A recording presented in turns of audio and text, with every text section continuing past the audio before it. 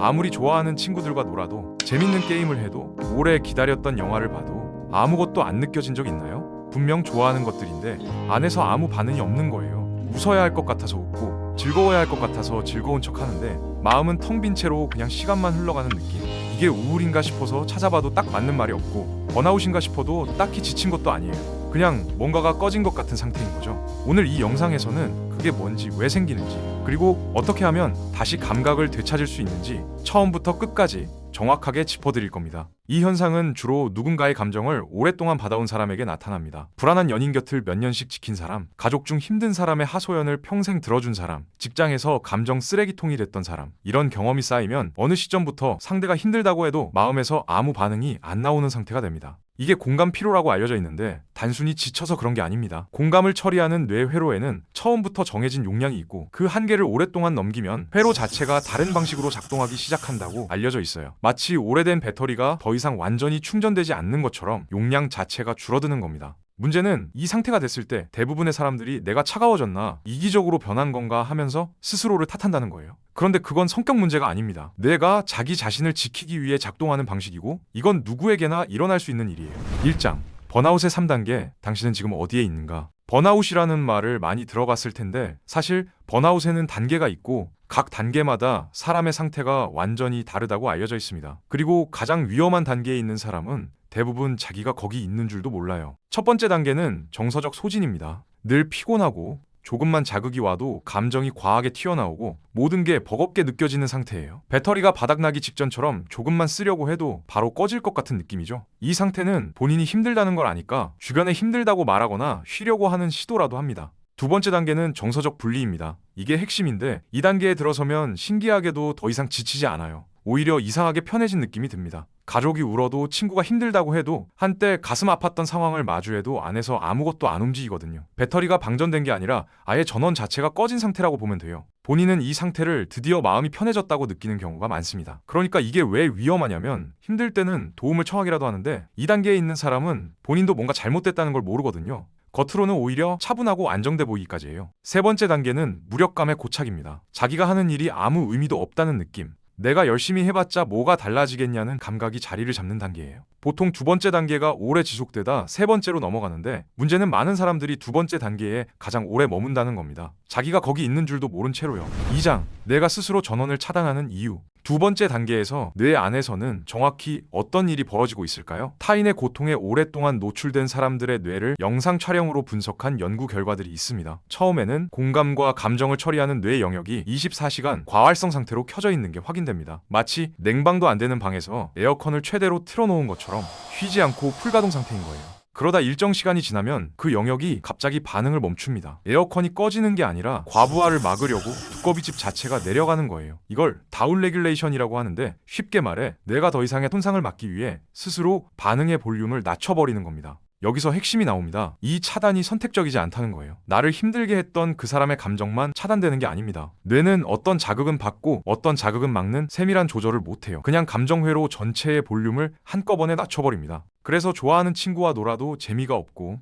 기다리던 음식을 먹어도 맛이 흐릿하고, 좋아하는 음악을 틀어도 아무것도 안 닿는 거예요. 좋아하는 것이 식어버린 게 아니라 그걸 느낄 수 있는 통로 자체가 막혀 있는 겁니다. 3장, 가짜 평온을 회복으로 착각하면 생기는 일. 이 상태에 빠진 사람들이 흔히 하는 착각이 하나 있습니다. 아무것도 안 느껴지고 모든 게 상관없어지니까 이걸 내가 드디어 성숙해진 것 같다, 이제 남들한테 휘둘리지 않게 됐다, 이런 식으로 해석하는 거예요. 그리고 인터넷을 보면 이런 감각을 강화하는 콘텐츠들이 정말 많습니다. 당신은 각성했다, 에너지 뱀파이어들을 끊어내라, 이런 말들이 넘쳐나죠. 상처를 많이 받은 사람일수록 이게 위로처럼 들리거든요. 그런데 심리학에서는 이 상태를 회복이 아니라 오히려 분리의 신호로 봅니다. 내가 남들보다 한 단계 위에 섰다는 느낌이 드는 순간이 오히려 제일 취약한 상태일 수 있다고 알려져 있어요. 왜냐면 이건 진짜 단단해진 게 아니라 회로가 꺼진 상태에서 느껴지는 일시적인 고요함이기 때문이에요. 마취 상태에서 통증이 안 느껴지는 게 그 자리가 나은 게 아닌 것처럼요. 진짜 회복이 일어나고 있을 때는 더 차가워지는 게 아닙니다. 점점 더 섬세해지고 정확해지고 동시에 더 부드러워집니다. 아프지 않은 게 아니라 어떤 아픔에는 반응하고 어떤 자극에는 반응하지 않는 그 구분이 생기는 거예요. 그래서 지금 이 영상을 보면서 나는 이제 아무도 필요 없다, 다 끊어낼 수 있다 같은 감각이 든다면 그건 강해진 신호가 아닐 수 있습니다. 다운레귤레이션이 한창인 상태에서 오는 가짜 평온일 가능성이 높아요. 진짜 회복은 그 다음에 옵니다.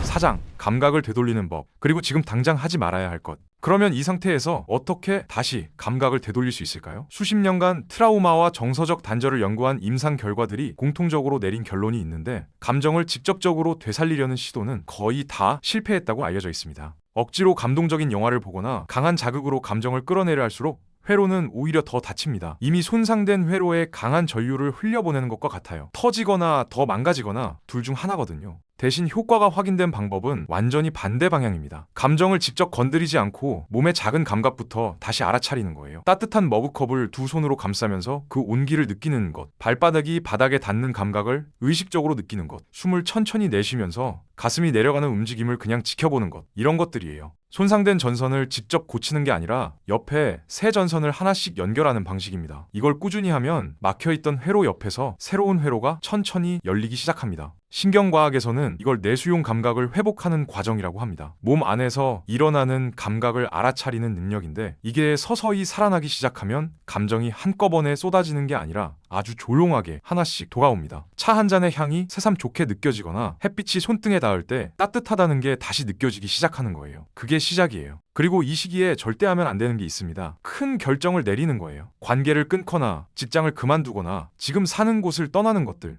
이런 결정들은 이 시기에 특히 위험합니다. 왜냐면 다운레귤레이션 상태에서는 모든 게 다 상관없어 보이거든요. 그래서 결정이 쉽게 내려지는 것처럼 느껴져요. 명확하고 단호하게 보이죠. 그런데 감각이 돌아오고 나면 그 결정 중 일부를 후회하게 됩니다. 마취가 풀리고 나서야 상처가 느껴진 것처럼 회로가 다시 켜지고 나면 그때의 결정이 얼마나 흐릿한 판단이었는지 보이게 돼요. 그러니 지금 당장 끊어내고 싶은 관계가 있다면 그 결정을 지금 내릴 필요가 없습니다. 감각이 돌아온 다음에 다시 생각해도 늦지 않아요. 처음엔 아무것도 안 느껴지는 게 정상입니다. 몇 주, 길면 몇 달이 걸려요. 그런데 어느 순간 아주 작은 것 하나가 다시 안으로 들어오기 시작합니다. 친구의 웃음소리에서 뭔가 따뜻한 게 느껴진다거나, 오랜만에 먹은 음식에서 맛이 느껴진다거나, 좋아하던 노래의 한 소절이 다시 가슴 어딘가에 걸린다거나, 그게 회복이에요. 예전과 똑같이 되는 게 아니라 더 정확해지는 거예요. 마음을 너무 많이 줬던 사람은 그 사람이 미워지는 게 아닙니다. 그냥 무뎌지는 거예요. 그 무뎌짐은 끝이 아니라 뇌가 당신을 보호하기 위해 차단기를 내린 상태일 뿐이에요. 이 시기를 통과한 사람은 더 단단해지거나 차가워지는 게 아닙니다. 누구에게 마음을 줄지, 어떤 상황에서 선을 그어야 하는지 머리로 계산하지 않아도 몸이 먼저 아는 상태가 돼요. 좋아하는 것들이 다시 느껴지는 날이 옵니다. 예전과는 조금 다른 모습으로요. 어떤 것들은 예전처럼 가슴에 걸리고, 어떤 것들은 그냥 흘려보낼 수 있게 되는데, 그 차이를 느낄 수 있게 됐다면 이미 회복의 한가운데에 들어선 겁니다. 둔해진 게 아니에요. 더 정확해지고 있는 거예요. 지금 좋아하는 것들이 다시 느껴지기 시작했는지, 아직 모든 게 그냥 통과해가는 시기인지, 어느 쪽이든 괜찮습니다. 둘 다 회복으로 가는 길 위에 있는 거니까요. 오늘 영상이 도움이 됐다면 좋아요와 구독 부탁드립니다. 그럼 저는 다음 영상으로 돌아오겠습니다. 감사합니다.